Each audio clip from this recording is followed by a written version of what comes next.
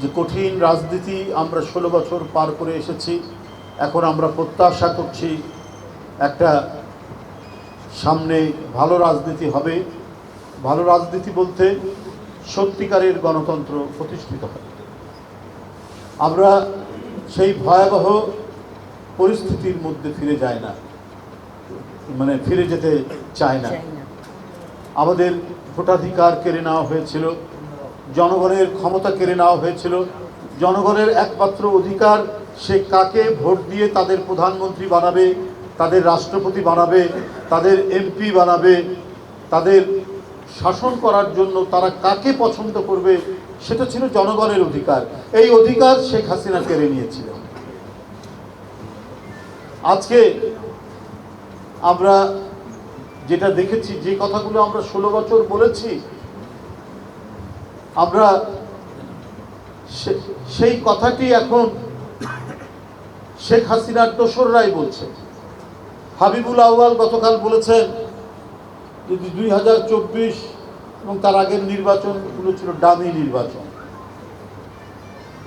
তো এই ডামি নির্বাচনের কথা তো আমরা তখনই জোরালোভাবে বলে এসেছি বলেই আমাদেরকে গ্রেপ্তার করা হয়েছে, আমাদেরকে রিমান্ডে নেওয়া হয়েছে, আমাদের অনেক ছেলেকে অদৃশ্য করা হয়েছে, অনেককে নদীর ধারে, খালের ধারে ক্রস ফায়ার করে হত্যা করা হয়েছে।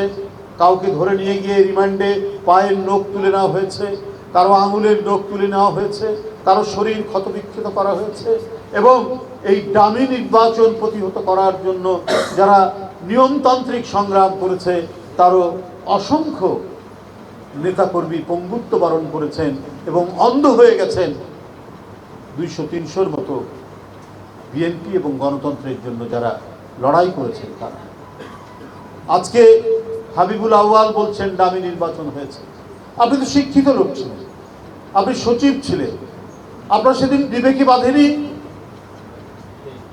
যে আপনার এই ভুল কাজটি করার জন্য, আপনার এই অন্যায় কাজটি করার জন্য এটা চেইন রিয়াকশন হিসাবে জনগণ এবং দেশের কত ক্ষতি হবে? এখানে এই যে একটি ভোটারবিহীন ডামি নির্বাচন, তাহলে এটি অবৈধ নির্বাচন। তাহলে শেখ হাসিনার নেতৃত্বে যেটি ছিল সেটি অবৈধ পার্লামেন্ট, অবৈধ সংসদ সদস্য, অবৈধ প্রধানমন্ত্রী, অবৈধ রাষ্ট্রপতি, এবং তাদের হাত দিয়ে যারা নিয়োগ হয়েছিলেন, সচিব বলুন আর বিভিন্ন কর্পোরেশনের কর্মকর্তারা বলুন, তারা প্রত্যেকেই অবৈধ এবং তাদের নিয়োগকৃত বিচারকরাও অবৈধ ছিলেন এবং তাদের দেওয়া রায়গুলোও ছিল অবৈধ। তাহলে আমরা একটা অবৈধ দুঃশাসন এবং আইনের মধ্যে আমাদের জীবনযাপন করতে হয়েছে। যাদের কারাগারে থাকার কথা, যাদের বিচার হওয়ার কথা, যাদেরকে চরম দণ্ড দেওয়ার কথা, তারাই রাজ্যের দণ্ডমুণ্ডের কর্তা হয়ে গেলেন। আপনারা যদি চিহ্নিত দাগি আসামি, চিহ্নিত ডাকাত, গ্রামের পর গ্রাম যারা নৌকা নিয়ে গিয়ে নদী থেকে নেমে ডাকাতি করে, সেই ডাকাতরা যদি রাষ্ট্র ক্ষমতা দখল করে, তাহলে কি ধরনের পরিস্থিতি হবে? ঠিক একই পরিস্থিতি ছিল শেখ হাসিনা। আপনি দেখেছেন না, শেখ হাসিনা পালিয়ে যাওয়ার 15-20 দিনের মধ্যে গোপালগঞ্জে স্বেচ্ছাসেবক দলের এক নেতাকে তারা হত্যা করল। তো এটা কেন? নিশ্চয়ই প্রশাসনের মধ্যে ঘাপটি মারা লোক ছিল। পালিয়ে যাওয়ার পরেও তারা এটা করতে পারছে না। তাদের কাছে অনেক টাকা আছে, তাদের কাছে অবৈধ অস্ত্র আছে। এই কারণেই মাঝে মাঝে তারা মাথা তুলে দাঁড়ানোর চেষ্টা করে। আবার অনেকে চেষ্টা করছে বিএনপির নামে নতুন করে তারা কিছু করার, আধিপত্য বিস্তার করার, একে তাকে বিভিন্ন অভিধায় অভিযুক্ত করে কথা বলার চেষ্টা করছে। এদেরকে আপনারা যারা জাতীয়তাবাদী দর্শনে বিশ্বাসী, আমি বলব শুধু রাজনীতি নয়, তাদেরকে সতর্ক থাকবে। এদের ব্যাপারে কঠোর পদক্ষেপ নিয়েছেন বিএনপির ভারপ্রাপ্ত চেয়ারম্যান জনাব তারেক রহমান। তিনি কঠোর পদক্ষেপ নিয়ে যাচ্ছেন এখনো,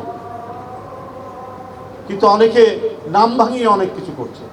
এই যে আমরা শুনেছি ইনকাম ট্যাক্স অফিস এবং ইনকাম ট্যাক্স, এইখানে একজন ব্যক্তি বিএনপির নাম ভাঙিয়ে আন্দোলন করছেন।